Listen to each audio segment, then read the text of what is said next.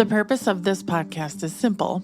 We want you to get to know your doctor before meeting them in person, because you're making a life-changing decision and time is scarce. The more you can learn about who your doctor is before you meet them, the better that first meeting will be. There's no substitute for an in-person appointment, but we hope this comes close. I'm your host, Eva Shea, and you're listening to Meet the Doctor. Welcome back to Meet the Doctor. My name is Eva Shea, and my guest today is Kyle Baltrusch. He's a plastic surgeon in Portland, Oregon. Welcome to the podcast. Hi, thank you for having me. So you are in a group at Portland Plastic Surgery, and there's a couple interesting things about you that I know we definitely want to cover today, but why don't we start with, how did you end up in Portland, and what was your journey to get to where you are right now? Yeah, so my background, I'm originally from a small farming community in north central Montana. My family are farmers. They have an agribusiness. And when I was 18, I ventured away. I went to Gonzaga University for undergrad, played tennis there, and ultimately ended up in Portland, Oregon for medical school, where I went to OHSU. Through that process, I applied to residency and ended up staying at OHSU. So I did all 10 years of my training in Portland and ultimately kind of got to know the community and met the group that I'm currently in now. They were looking to expand, and so it was a kind of a perfect fit and perfect situation, and I stayed in the community I've learned to love. What do you like about being in a group? I like being in a smaller group. You know, we get along very well. I like that we, cross cover. We all have some overlap within our scopes are, I guess, and the procedures that we offer. And there's just a great camaraderie within the practice, bouncing ideas off of each other, covering each other. And it's nice to kind of build your own practice within a larger entity. So I've really learned to enjoy working with the three other practitioners that I'm with. I think being in solo practice it's fine, but having people around you that you can talk to, learn from on the same level, it's really valuable, which I don't think I really knew myself until I was all by myself. Certainly. I think coming right out of residency into practice, I think it would be very overwhelming to start a solo practice in a business. And, those are some things that we're not taught in our training.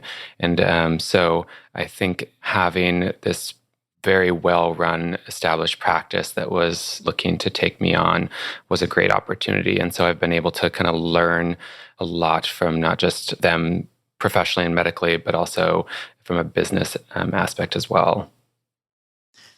So what kinds of patients do you mostly see in your day-to-day?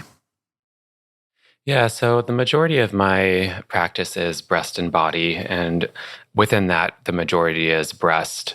And so I don't do any facial reconstruction or facial cosmetic surgery, but mostly specialize in breast cancer reconstruction, anything cosmetic breast, so reductions, augmentations, breast lifts, and then I also do transgender top surgery, both male to female and female to male, as well as non-binary and genderqueer patients. And then within the body, massive weight loss patients, their body contouring, and then cosmetic, anything breast and body. That sounds like you're able to help quite a lot of people in a broad range of areas. Yeah, I was very excited that what the practice was looking for was aligned with what I was looking to do and working with the patient populations that I was hoping to work with within the communities.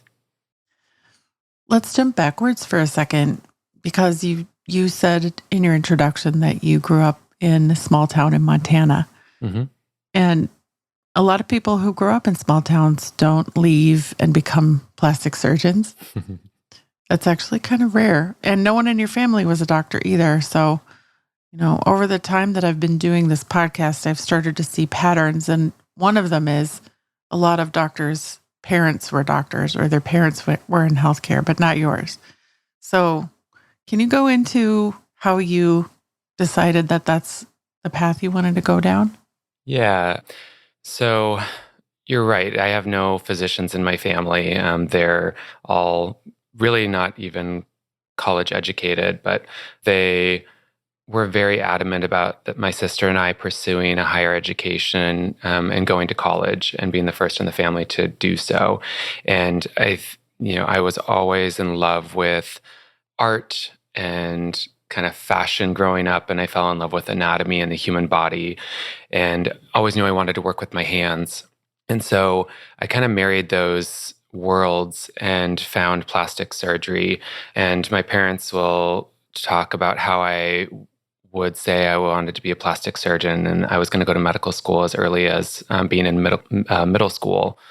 And they always supported that journey for me. And if you get to know me, I wasn't really cut out for farming. I think that is a very innate specialty in itself, and it doesn't come easily to people, and it did not come easily to me. And I think my parents were more than happy to send me off to college rather than try to take over the agribusiness. I can think of some really obvious parallels, though. One being hard work, Yeah, and long schedules. That one comes to my mind. But the other, maybe a little less obvious, would be delayed gratification. So you're planting something and waiting a long time to see the results. certainly. Yeah, no, I think you're correct on both accounts. Growing up, we had a lot of responsibilities from a young age within the agribusiness. And so, yeah, it did teach a hard work ethic, and that you have to work hard to achieve the goals that you set for yourself. And then at the same time, yes, you never know what you're going to yield each year with a harvest and what you've done the years prior leading up to that. And so you have to be able to go with those ebbs and flows. And there's always ups and downs in that journey. And it's very similar with plastic surgery. Many of my patients are on reconstructive journeys that I continue to see and work with them for, multiple years. And I'm only a few years into my practice, but I do love that I get to see my patients very frequently and get to be their biggest advocate through their reconstructive journeys. It's a really important relationship in that context. What kind of farm was it? Fruit? No, so spring and winter wheat, and then every once in a while we'd do like barley or alfalfa, and it was also ranch, so we had Angus cattle as well. It's so interesting. And then what does your sister do now? She lives down in Phoenix, and she's a massage therapist. So you both went toward taking care of people. Yeah, certainly. And my cousins that we grew up on the farm together, one is a pharmacist, one is also a physician, primary care. And so, our generation coming off of the farm, I think, sought healthcare as maybe an opportunity to leave the farm in a sense. That's fascinating that you all went in that direction. Portland is a really interesting town, and I would expect that your patient base kind of reflects the different sorts of people that you find around Portland. And you mentioned that a little bit earlier too. Is there anything you think that's different maybe about Portland than other cities in terms of how people think about plastic surgery? Portland, I think, is a very open-minded and progressive city. And so I think people feel comfortable seeking plastic surgery, that they're not going to, I guess, that it's not frowned upon in the city. And I would say compared to other places, plastic surgery seems to be more, for a lack of better definition, natural. So, we're not doing, I would say, extreme plastic surgery. People have very realistic expectations with their reconstructive or cosmetic goals. And so while Portland is weird, people have very realistic expectations. I definitely felt that. I had the privilege of visiting you in the practice a couple of weeks ago, which is not ordinary for the show. I don't get to go to everybody's office before I have them on Meet the Doctor. But one thing that jumped out at me was just how ordinary everybody was. And I don't know what I was expecting, but I go to a lot of practices, and I've recently been in New York City, and I was in Beverly Hills, and I felt at home in your office. And another thing that I loved was how everybody was obsessed with their shoes, with their Nikes, especially in particular. And I want to ask you, like, if you have a shoe thing going on. I don't necessarily have a shoe thing, but living in Portland where Nike and Adidas are headquartered, and I'm also a runner. I run in Adidas, though. I know there's a lot of Nikes in the office, and I actually just went for a run after my case this morning. But I love shoes. I would say that I probably wear like a little more avant-garde shoe wear in the office, but I'm not opposed to Nikes, and they were kind of a gift from one of the other practitioners that Nike has made a healthcare shoe with, and so we all have them. Oh, cool. What other shoe brands do you like? Oh gosh, I wear a lot of not really like loafer style, but they're very casual, but they're Lawn Fawn. So they're like cowhide and leathers and canvas. So, I try to be a little fashionable around the office. Well, when you have to wear scrubs all the time, then you don't have a lot of places where you can be creative other than your feet or your head. True. Very true. Yeah. I haven't seen anyone making designer scrubs, really. They're not quite there. Not yet. Wouldn't be practical. I haven't seen it go down the runways yet. No, but in our office, we all wear scribs or figs, and they're very comfortable. So, did you also start running when you still lived in Montana? Is that something you've also done your whole life? Running was, I would say, like an adjunct. I played a lot of sports growing up, focused on tennis, which is what I played at Gonzaga. And I didn't really turn to running as something more, personally competitively until I was in medical school. I think when I came to OHSU, I missed athletics. I missed having something to compete in, but I also needed an outlet. And I found running as a very healthy outlet, great for my mental health through my education at OHSU. And so I just turned that into probably something I still carry with me today. Any chance I get, I love to get a run in, and I was able to, turn that into marathoning. And I traveled while I was in medical school doing marathons. And so it wasn't until medical school that I really found that passion for running. Do you have a marathon on deck, or are you just running to run right now? I'm just running to run. I find it like the best way to decompress, after a case or at the end of the day, and just to release some stress and clear my mind. So I don't have any like races on the books, but I would like to get a marathon back on the calendar at some point. I don't think I've peaked yet.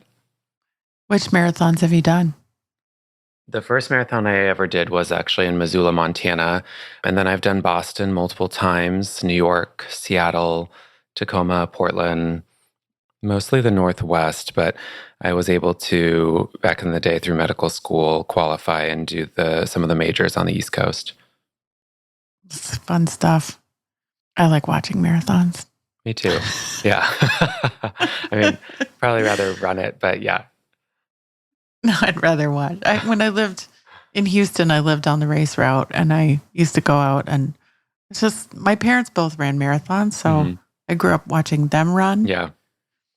Maybe that's why I like watching and not doing. Yeah. But it's a great energy. Like those majors, so like exciting. New York and Boston, where the 26.2 miles is, lined with cheering spectators. It's certainly an adrenaline rush.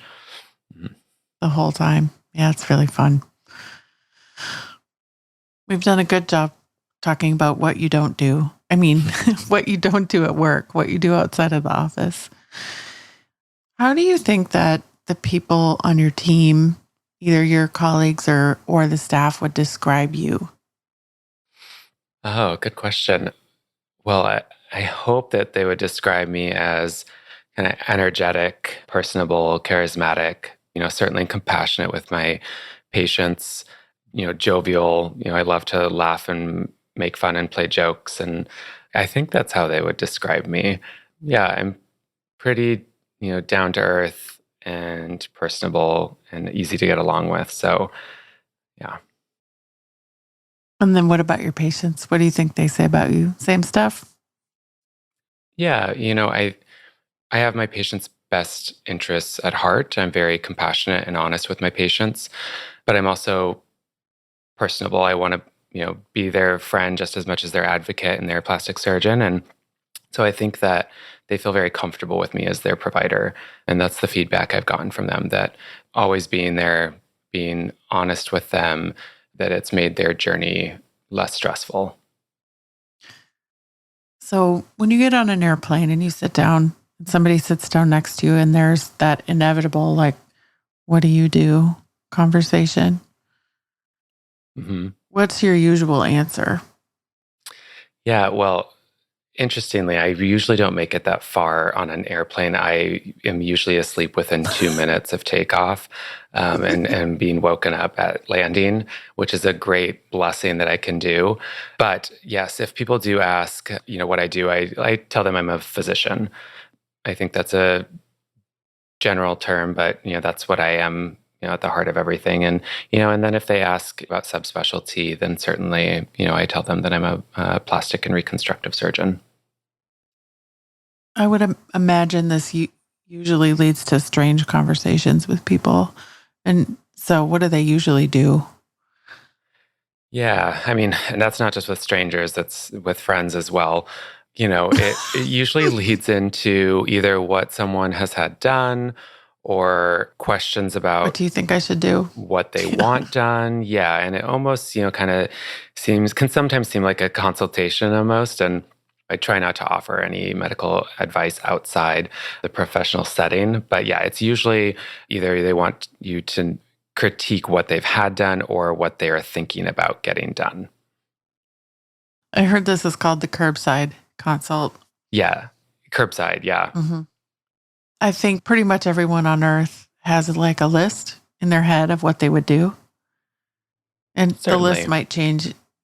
The thing on the top of the list might change depending on how you're feeling or what's going on. But, we all just want to talk to you about our list. Yeah. There's so much advancement within the field of plastic surgery, and certainly when it comes to non-surgical procedures, so injectables, filler lasers. I get a lot of questions about that with, med spas and so different lasers or, microneedling, radiofrequency, and injectables. I would say a lot of people are interested or pursue those. And so that's where a lot of questions arise. But I do like to keep my conversations to the office in a professional setting. And so when I'm outside the office, I do, like to focus more on my hobbies and things that I like to do. I don't always like talking shop. Exactly. When someone comes to see you in the office, what can they expect from that visit? So, one, being welcomed with a smile. I'm happy to see and meet all my patients and learn about them and what their goals are for whatever brings them into the office. And, I think that it's most important to inform the patient of, all of their options, their alternatives, the risks associated with all of these so that they're making the best decision for themselves, that they feel like they have autonomy in their decision. And so I think first and foremost, it's our job as physicians to give patients all of that information so that they're making a well-informed decision. How much time do you typically spend at consultation with people? Consultations, I block at least an hour. If there's, further discussion or questions, then certainly I may reschedule like a phone call with the patient or just have them come back in to, rediscuss. So I'm happy to see patients as many times as they feel is necessary if they have more questions or concerns. But the initial consultation is usually always scheduled for an hour. Does it ever feel like not enough time? Um, Sometimes it depends on the complexity, I guess, of the case, but oftentimes that everything can be accomplished within the hour. So, before we kind of wrap it up and talk about how someone can reach out to you if they're interested in coming to see you. I want to ask you if there's anything you want people to take away from listening to the podcast. I want people to feel comfortable pursuing plastic surgery for, whatever reason that is. I think that plastic surgery offers people to feel whole and comfortable in who they are. And I want people to be able to look in the mirror and be happy with what they see. I think it builds self-esteem and self-confidence, and that extends so far today. So I want people to feel comfortable taking that initiative and getting the information that they need, just by coming to see a plastic surgeon, myself or anyone in our practice or any other plastic surgeon. I think it's important to get all the information. You're not committing to plastic surgery, but it's at least starting that journey. We can see quite a few of your before and after photos at portlandplasticsurgerygroup.com. Is there anywhere else that you would like people to reach out to you or go to learn more about how you practice and to reach out to you? Yeah, the website is probably the best means. I don't actually carry a professional social media. I find it hard enough to keep a personal account with social media. And so, as I build my practice, maybe I will have other avenues for getting in touch with me or scheduling. But the first few years have been kind of just establishing myself with the practice as well as getting my certification completed. And so I think now I am focusing on more of these elements. So, I'll probably look into other accounts or avenues with seeing my work or getting in touch with me or asking questions outside of just the website portal. You did mention that you were doing a case at the hospital today. And I wanted to just ask you, you see patients at the Portland Plastic Surgery Group office, but what are you doing at the hospital and who might run into you over there? Yeah, so I operate out of 5 facilities, which is 2 hospitals and 3 surgery centers, including our own at the office. And so it is a kind of a case to case, but mostly at the hospitals, I am doing breast cancer reconstruction because I work very closely with a breast surgical group here at Legacy and St. Vincent. But also, complex patients that have multiple comorbidities or may require hospitalization, I'll prefer to take those patients to a hospital. Otherwise, I will work at day surgery centers. I know in larger cities, I don't know what it's like in Portland, but in larger cities, there's there's usually an academic center for breast reconstruction where all of the care is sort of under one roof for a breast cancer patient, including the reconstruction. Is it like that in Portland, or is it a little more piecemeal? I'm not familiar with the landscape there. Yeah, I think, initially I would have thought the former, being at a large academic center where you have the surgical oncologist, the radiation oncologist, medical oncologist, plastic surgeon. But being in private practice and having our office separate from an academic institution, we have privileges at the hospitals where we operate out of. And so it works in a very similar fashion. They still have all of those specialists. They just may be under different roofs instead of one roof. And they do see us all at different time frames, but we are all very close in proximity. My office is very close to that of the surgical oncologist. And so while they may not be able to walk within the same building to our clinics for post-ops or pre-ops or consultations, we're not far. And so in a way, the commute is a little piecemeal. There's only one larger academic center here in Portland, OHSU, and they can't serve the greater community all in themselves. And so they do require more private practice plastic surgeon offices to have privileges and be able to serve their patients as well. Thank you so much, Dr. Baltrusch, for being on the show today. We really enjoyed getting to know you. Of course. Thank you for having me. It was a pleasure. If you're considering making an appointment or are on your way to meet this doctor, be sure to let them know you heard them on the Meet the Doctor podcast. Check the show notes for links, including the doctor's website and Instagram, to learn more. Are you a doctor or do you know a doctor who'd like to be on the Meet the Doctor podcast? Book your free recording session at meetthedoctorpodcast.com. Meet the Doctor is made with love in Austin, Texas, and is a production of The Axis, THEAXIS.io.